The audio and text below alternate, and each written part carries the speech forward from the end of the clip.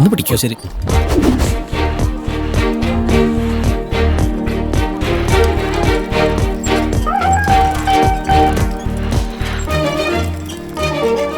Hello, ഞാനാണ് പാലക്കാട് ബാലസുബ്രഹ്മണ്യം. അതെ, നമസ്കാരം സാർ. ഈശ്വരൻ അനുഗ്രഹിക്കും. എന്താ തന്റെ പേര്? ചക്രവർത്തി. സോറി സാർ, പേരാണോ ചോദിച്ചത്? ശങ്കരനുണ്ണി. എന്താ സാർ നോക്കുന്നത്? ഞാൻ ബാങ്കിൽ അറ്റൻഡർ അല്ലേ? അതെ sir, peon cum driver cum cum cum cum cum. ഇവിടുത്തെ ബാങ്കിൽ പ്യൂണിന്റെ വേഷം മുണ്ടാണോ? ബഹുമാനം കാണിക്കാനാണ് സാർ ഞാൻ ഈ മുണ്ടെടുത്തത്. ബഹുമാനം കാണിക്കാണോ? അതെ സാർ, സാറിനെ പോലെ വലിയൊരാൾ മുമ്പിലെത്തുമ്പോൾ മുണ്ടാണെങ്കിൽ ഇതാ ഇങ്ങനെ ഒന്ന് അഴിച്ചിട്ടാ മതി, അത് ബഹുമാനാവും. പാന്റ് ആകുമ്പോ പാന്റ് ഊരി ബഹുമാനം കാണിച്ചാൽ അത് വൃത്തിയേട് കാണിച്ചതല്ലേ പറയൂ സാർ. ആള് കൊള്ളാലോ. ഇങ്ങനെ തട്ടികള്. വരും സാർ, വെൽക്കം ടു ഇന്ത്യ. അല്ല കേരള. സാർ, എനിക്ക് വളരെ വേണ്ടപ്പെട്ട ഒരാള് സാറിന്റെ ബാങ്കിൽ നിന്ന് ലോൺ എടുത്തിട്ട് ഇപ്പോ ജപ്തി വരെയായി. പാവം. എന്താ അയാളുടെ പേര്? ഒരു ബാബുരാജ്. എന്താ സാർ ആലോചിക്കുന്നേ?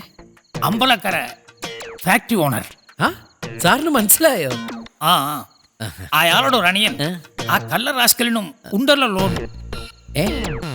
മനസ്സിലായില്ലേ? ഒരു നാടകക്കാരൻ. അയാളൊരു പാവാ സാറേ. ഈ ചേട്ടനും പാവാ, അനിയൻ പാവം, ചേട്ടൻ പാവം. അങ്ങനെ അല്ലല്ലോ എനിക്ക് കിട്ടിയ റിപ്പോർട്ടിൽ.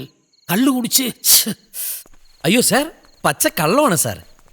അവരുടെ രണ്ടുപേരുടെ അവസ്ഥ വളരെ ദയനീയമാണ് സാർ. എനിക്കറിയാവുന്ന അവരെ ലണ്ടനിൽ നിന്ന് MBA എടുത്ത് നാടിനെ സേവിക്കാൻ ഇറങ്ങിയ അഭ്യസ്ത വിദ്യൻ ലോൺ എടുത്ത് ഫാക്ടറി തുടങ്ങി. തൊഴിലാളി സമരം മൂലം അത് അടച്ചുപൂട്ടി. നാടക കമ്പനി നടത്തുന്ന അനിയൻ നാടകം കാണാൻ ആളില്ലാത്തതിൻ്റെ പേരിൽ ട്രൂപ്പ് പൂട്ടാനായിട്ട് താഴെ മേടിച്ചിരിക്കുക. ഈ സമയത്ത് ആ ജപ്തി നടപടികളുമായിട്ട് വിശ്വംഭർ സാർ വന്നത്. ആളെ മുട്ടേ ചേരയും കടിക്കില്ല സാർ, കടിച്ചുപോയി. അതിൻ്റെ പ്രതികാരമാണ് ഈ വിശ്വംഭർ സാറിനെ. അവരുടെ തറവാട് ബാങ്ക് ജപ്തി ചെയ്താ എട്ടിക്കാറായ 5-6 പെങ്ങന്മാര് സഹിതം അവിടെ ഒരു കൂട്ട ആത്മഹത്യ എടുക്കും സാർ. സാർ അവരുടെ കട എഴുതി തള്ളോ ഇളവ് ചെയ്യൊന്നും വേണ്ട, ഒരു സാവകാശം കൊടുത്താൽ മതി പ്ലീസ് സാർ. ഈ കാര്യത്തിൽ തനിക്കെന്താ ഇത്ര? സാർ ഒരു അഭ്യുദയകാംക്ഷയ്ക്ക് അഭ്യർത്ഥിക്കാൻ പാടില്ലേ സാർ? ഞാൻ അവരുടെ ഫയൽ വിശദമായി ഒന്ന് പഠിക്കട്ടെ. നിയമപരമായി എന്ത് ചെയ്യാൻ പറ്റുന്ന അതിനുശേഷം പറയാം. എന്താ പുറത്തൊരു ബഹളം? അത് ഏതൊരു കള്ളുടിയോ ഒന്നും ബഹളം ഉണ്ടാക്കുന്നതാ സാർ. സാറിന്റെ റൂമിലിരിക്കൂ, ഞാൻ പോയി നോക്കിയിട്ട് വരാം. സാർ ഇരിക്കൂ പ്ലീസ്. അകത്തോട്ട് കുളിച്ച് ഫ്രഷ് ആയിട്ട് കഴിച്ച്. അല്ല, കഴിച്ചാണല്ലോ. ശരി. ഓ, പാമ്പ്! എവിടെ ഒരു പാമ്പാട്ടി കിട്ടി വീട്ടിൽ കൊണ്ടുപോയി. ചക്രവർത്തി, ഇവിടെ കിടന്ന് ബഹളം ഉണ്ടാക്കിട്ട് പോയേ. നീ ഒന്നും പറയരുത്. ഒന്നടങ്ങ്. ഞാൻ അങ്ങേരുമായിട്ടൊരു സന്ധി സംഭാഷണത്തിൽ ഏർപ്പെട്ടിരിക്കുക. ഇവിടെ കിടന്ന് അലമ്പിട്ടാക്കരുത്. നമ്മൾ ചേട്ടന് അനിയനാണെന്ന് പറഞ്ഞാൽ എല്ലാം പൊളിഞ്ഞ് പാളീസാവും.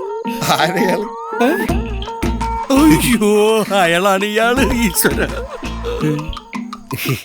സാറിന് ഇപ്പൊ കാര്യങ്ങളൊക്കെ മനസ്സിലായ സ്ഥിതിക്ക് നമുക്ക് പോവാല്ലേ?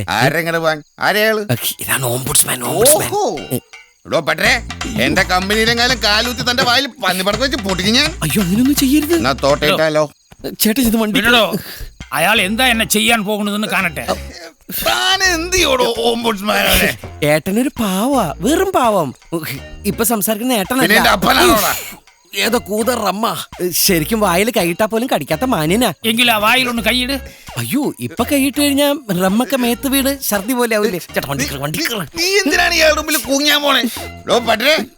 മേലും കീഴും നോക്കാനില്ല. ഒരു കാര്യം ഞാൻ പറയാം, എന്റെ കുടുംബം കൊല്ല്, ഒന്നിട്ട് ജയിലിൽ പോ. വയസ്സായ തന്തയ്ക്കും തള്ളയ്ക്കും വീട്ടിലിരിക്കുന്ന ഭാര്യയ്ക്കും കുഞ്ഞിനും ഒക്കെ സമാധാനാവട്ടെ. ഒന്നിട്ട് അങ്ങോട്ട് പോ.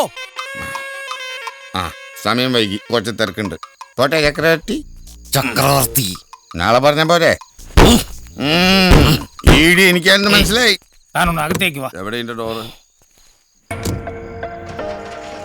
ബാങ്കിന്റെ നടപടികൾ നടക്കട്ടെ. എല്ലാം പൂട്ടിക്കിട്ടിട്ട് ഏട്ടൻ വല്ല ജോലിക്കും പോട്ടെ. ഞാനും പോവാ വക്കീൽ പണിക്ക്. ഒരു വക്കീലായി എനിക്ക് വേണമെങ്കിൽ 10 കള്ളക്കേസുകൾക്ക് വേണ്ടി കോടതിയിൽ വാദിക്കാം, ജീവിക്കാം. പക്ഷേ അതൊക്കെ വേണ്ടാന്ന് വെച്ചത് കലയോടുള്ള സ്നേഹം കൊണ്ടാണ് സാർ. പറഞ്ഞിട്ട് കാര്യമില്ല, എല്ലാത്തിനും കാരണം എൻ്റെ അച്ഛനാ. അച്ഛനെന്ത് പിഴച്ചു? അച്ഛൻ കല്യാണം കഴിച്ചല്ലേ സാർ പ്രശ്നമായത്. അതുകൊണ്ടല്ലേ ഞങ്ങൾ ഉണ്ടായത്. ഇല്ലെങ്കിൽ ഈ ലോണും ബാധ്യതയൊക്കെ ഉണ്ടാവോ സാർ? അത് വളരെ ശരിയാണ്. എന്താ തന്റെ അച്ഛന്റെ പേര്? വലിയ പേരാ, രാജഗോപാലൻ തമ്പി. ഭരതകലാക്ഷേത്രം രാജഗോപാലൻ തമ്പി. ഭരതകലാക്ഷേത്രം രാജഗോപാലൻ തമ്പി. ആ, അമ്പലക്കര ഭരതകലാക്ഷേത്രം. അല്ല, സാറ് കേട്ടിട്ടുണ്ടോ, അറിയോ? അയാൾക്കും ഒരു ലോൺ ഉണ്ട്. അച്ഛനും ലോണുണ്ടാ? വെറുതെ അല്ലട്ടോ ഞങ്ങൾക്ക് ഈ സ്വഭാവം വന്നത്.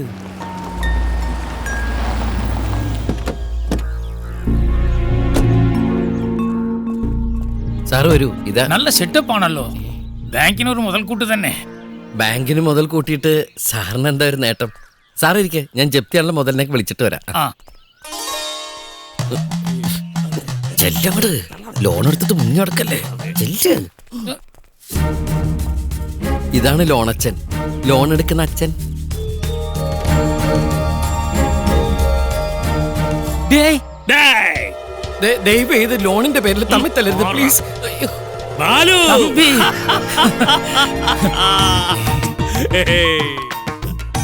എന്തടാ ഇത്?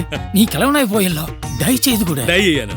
മക്കളൊക്കെ ദേ പോത്ത് പോലെ വളർന്നു. ചേട്ടന് ഉദ്ദേശിച്ച നിന്നെ ഇവനാണോ നീ സോപ്പിട്ട് കൊണ്ടുവന്ന ഓം ബുഡ്സ്മാൻ? നിങ്ങൾ ഫ്രണ്ട്സ് അല്ലേ? ഇവന്റെ വായിന്ന് വീണ ഒരു വാക്കാ എന്നെ ഇവിടെ എത്തിച്ചത്. ഭരതകലാക്ഷേത്രം കേട്ടോടാ, ഭരതകലാക്ഷേത്രം. ഞാനിപ്പോ കൊണ്ടു നടക്കുന്നേ. നീ കൊണ്ടു കിടക്കുകയല്ലോ, കൊണ്ട കളയല്ലേ. ഒറ്റ ഇമേജുകളല്ലേ. അംബികേ, അമ്മക്കേ ഏ? അല്ല അമ്മേ. ആ അംബികേ, ഇതാരാണെന്ന് മനസ്സിലായോ? ബാലു. ഞാൻ എപ്പോഴും പറയാറില്ലേ, പാലക്കാടൻ പട്ടര്. കുടിക്കാൻ എന്താ? ഏയ്, അദ്ദേഹം കുടിക്കില്ല. സംബരം മതി. ഓ, ഒരു മാറ്റവും ഇല്ല. സംഭാരം എടുത്തോണ്ട് വാ. ചെല്ല്. എന്തായാലും വളരെ കാലത്തിന് ശേഷം ആത്മാർത്ഥ സുഹൃത്തുക്കൾ കണ്ടുമുട്ടിയ സന്ദർഭം കൊള്ളാം. ജപ്തി. ജപ്തിന്ന് പറയുമ്പോ അതൊക്കെ അങ്കിൾ എഴുതി തള്ളി. അതെന്താ? ചേട്ടാ, മറിഞ്ഞേക്കാതെ മടിച്ച കഥ കടന്നു വരും. നമ്മുടെ ലോണൊക്കെ ബാങ്ക് എഴുതി തള്ളി. ഓ തള്ളിയോ? ആ, തള്ളി. ആര് തള്ളി? എവിടെ തള്ളി? എങ്ങോട്ട് തള്ളി? തള്ളിയില്ലേ? തള്ളിയില്ല. ഒരു ഉളുപ്പില്ലാതെ പറയുന്നത് കേട്ടില്ലേ? ഞാനൊന്ന് പറഞ്ഞോട്ടെ. താ ഒന്നും പറയണ്ട. തന്റെ ഇപ്പോഴത്തെ നിലയും വിലയും വെച്ചുള്ള ഒരു സൗജന്യം എനിക്ക് വേണ്ട. തിരിച്ചടവിന്റെ വഴി ഞാൻ കണ്ടുവച്ചിട്ടുണ്ട്. ഇത്തിരി സാവകാശം വേണമെന്നേ ഉള്ളൂ.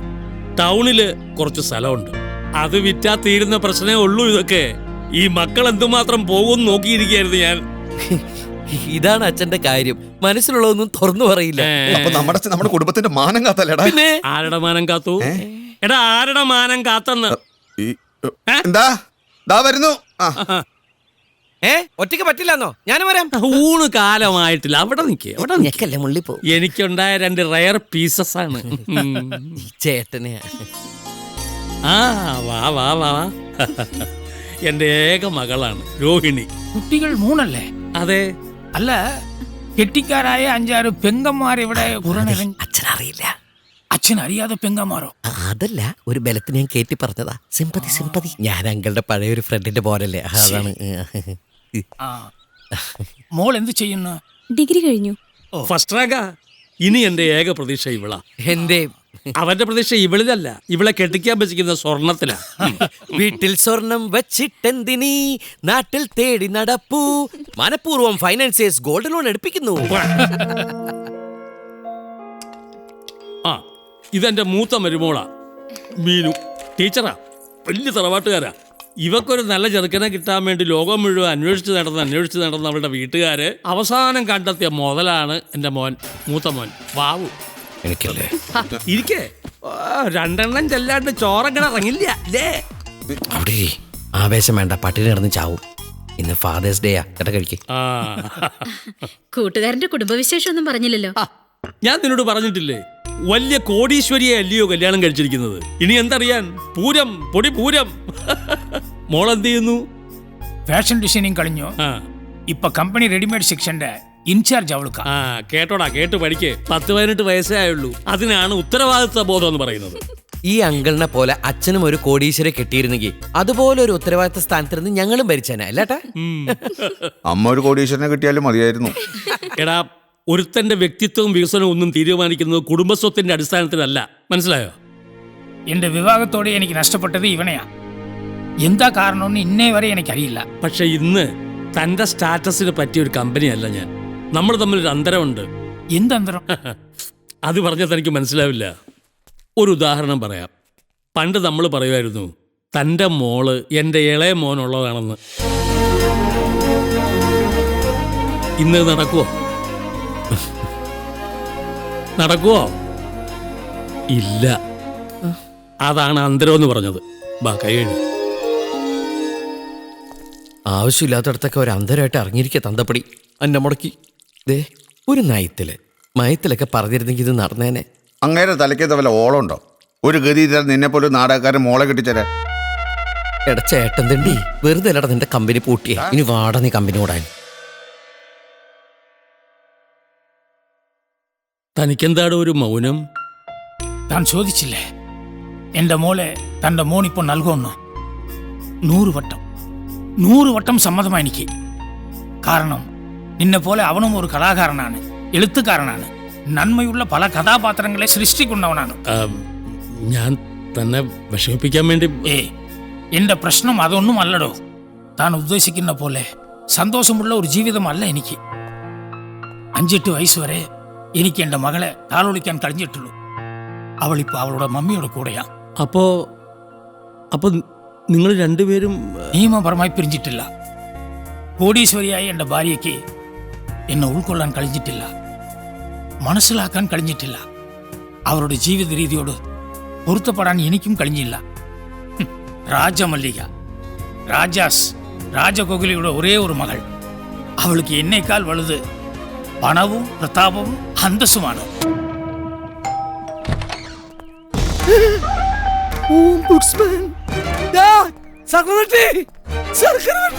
ചക്രവർത്തി അങ്കിൾ എന്താ ഇവിടെ?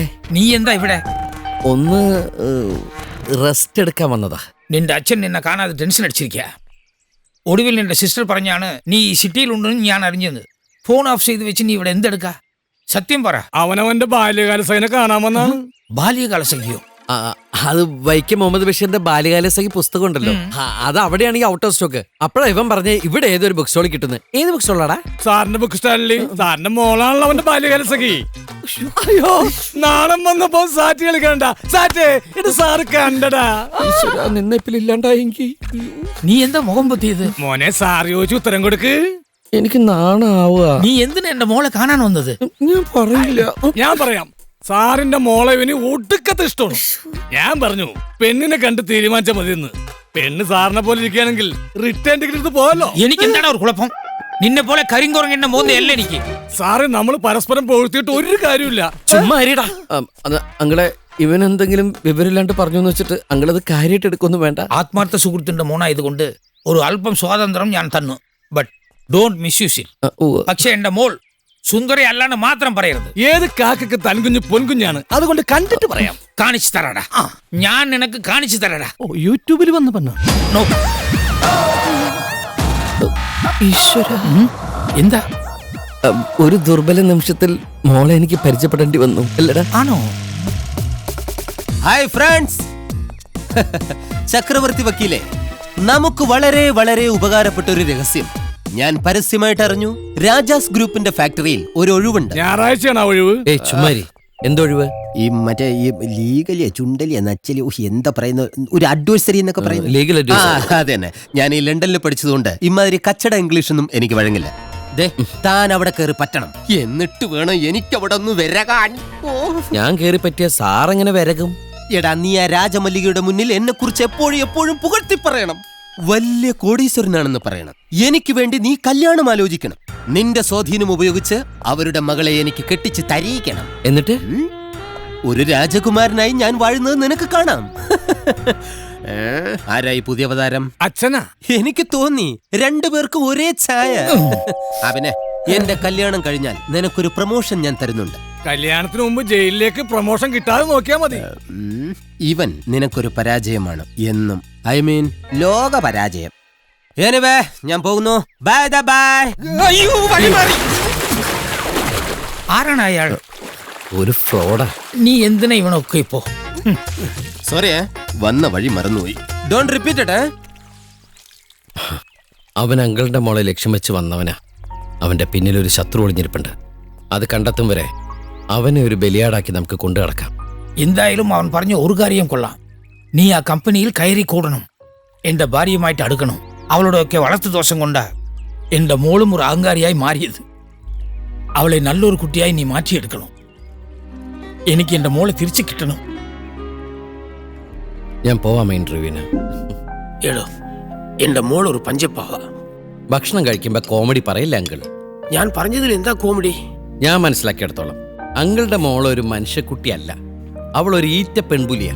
പറഞ്ഞത് കേട്ടില്ല സാറേ, സാറിന്റെ മോളൊരു ഈറ്റ പെൺപുലിയാണെന്ന്. ഇവനെയാണ് സാറിന്റെ ഭാവി മരുവനായിട്ട് കണ്ടുവച്ചത്. കഷ്ടം. ശങ്കരനുണ്ണി, ആ ഞാൻ സാറിന്റെ ആളാ. സാറിന് ദോഷം വരുന്ന ഒരു കാര്യത്തിനെ കൂട്ടിക്കില്ല. സാർ ഇത് ചാറ് വെച്ച് ചോറിന് സാറേ. പാചകക്കാരോ ഉപദേശക്കാരനാവാൻ നിൽക്കണ്ട. അങ്കിളെ, ഇവന്റെ ജോലി ഞാൻ പറഞ്ഞിട്ട് സ്ഥിരപ്പെടുത്തിയാൽ മതി കേട്ടോ. അതിന് ഞാൻ ഇവിടെ സ്ഥിരപ്പെടുത്തി കഴിഞ്ഞല്ലോ. അല്ലല്ല, ബാങ്കിലെ ജോലി.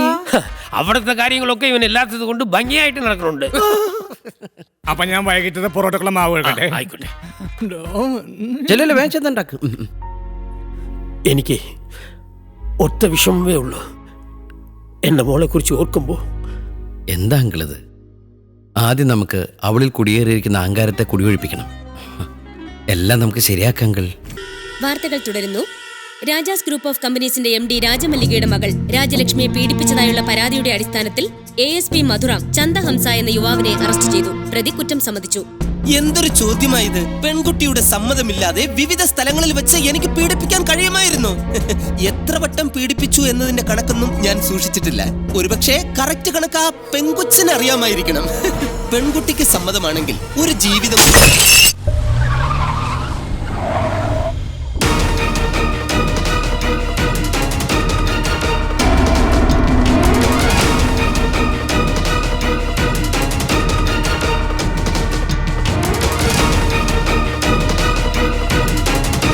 Indu, yes madam. ആരാ ഗേറ്റില്? ചോദിക്കാതെ പറയാതെ ഓരോരുത്തർ കയറി വരുന്നു. അത് മാഡം. ആരായാലും ഡിസ്മിസ് ചെയ്യും. നിക്കടി അവിടെ. മിസ്റ്റർ, സൂക്ഷിച്ച് സംസാരിക്കണം. ഈ എടിപ്പൊടിന്നുള്ള വിളിയൊന്നും ഇവിടെ വേണ്ട. എന്റെ മകളാണ് ഇവൾ. എന്റെ ഭാര്യയാണ് ഇവൾ. നിയമപരമായി ബന്ധം വേർപെടുത്തിയിട്ടുമില്ല. നിങ്ങളെയും മോളെയും സഹിക്കാൻ പറ്റാത്തതുകൊണ്ട് ഞാൻ പിരിഞ്ഞു താമസിക്കുകയാണെന്ന് ഈ ലോകത്തിന് മൊത്തം അറിയാം. ഭാര്യ ഭർത്തൃ ബന്ധം പുതുക്കാനാണോ ഇപ്പൊ വന്നത്? അല്ല, ആ ബന്ധത്തിൽ പിറന്ന കുഞ്ഞിനെ സംരക്ഷിക്കാൻ. ആരോടെങ്കിലും വാശി തീർക്കേണ്ടത് സ്വന്തം മകളുടെ ഭാവി തുളച്ചുണ്ടാകരുത്. ഇവിടെ കിടന്ന് തൊണ്ട കീറണ്ട.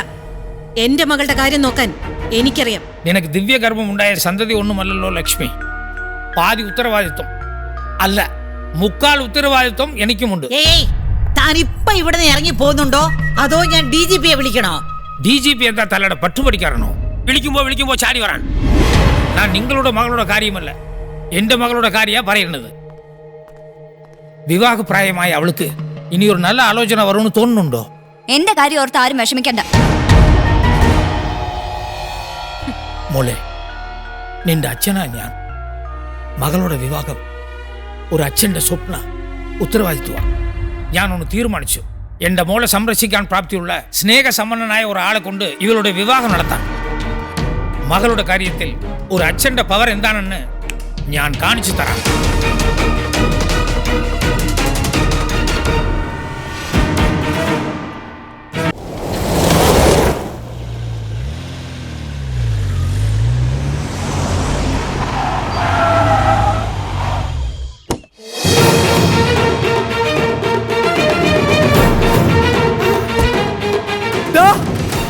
സുനാമി വന്നി ഓടിക്കോ. സുനാമി? അയ്യോ, ഇത് സുനാമി അല്ലടാ, അഗ്നിപർവ്വത. ആർക്കോ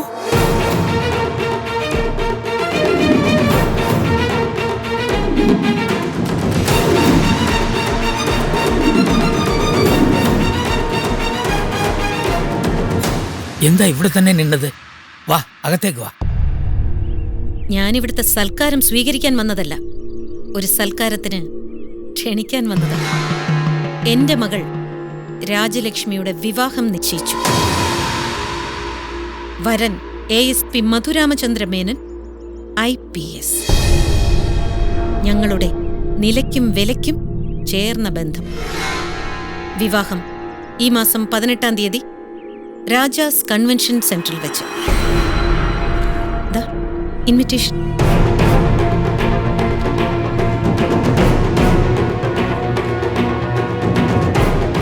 രാജാസ് ഗ്രൂപ്പിന്റെ അന്തസ്സും പ്രൗഢിയും വിളിച്ചറിയിക്കുന്ന വിവാഹം കാണുവാൻ തീർച്ചയായും നിങ്ങൾ എത്തണം. എന്റെ മകൾക്ക് സംഭവിച്ച മാനഹാനി അവളുടെ കേസ് കൈകാര്യം ചെയ്യുന്ന IPS ഓഫീസർ വിവാഹം ചെയ്യുന്നതോടെ അങ്ങ് മാറും. മകളുടെ കാര്യത്തിൽ അച്ഛനേക്കാൾ ഉത്തരവാദിത്വം അമ്മയ്ക്കുണ്ടെന്ന് മനസ്സിലായോ?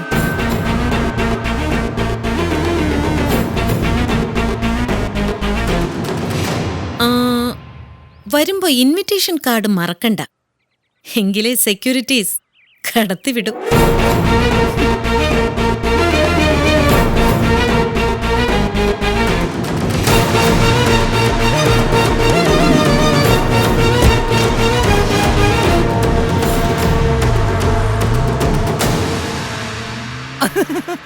കാത്തു സൂക്ഷിച്ചൊരു കസ്തൂരി മാമ്പഴ കാക്ക കൊത്തി പോയി. പോയിട്ടുമില്ല, പോവുകയില്ല. അങ്കിൾ, ഈശ്വരൻ അനുഗ്രഹിച്ച കാര്യങ്ങളൊക്കെ നമുക്ക് അനുകൂലമാവും.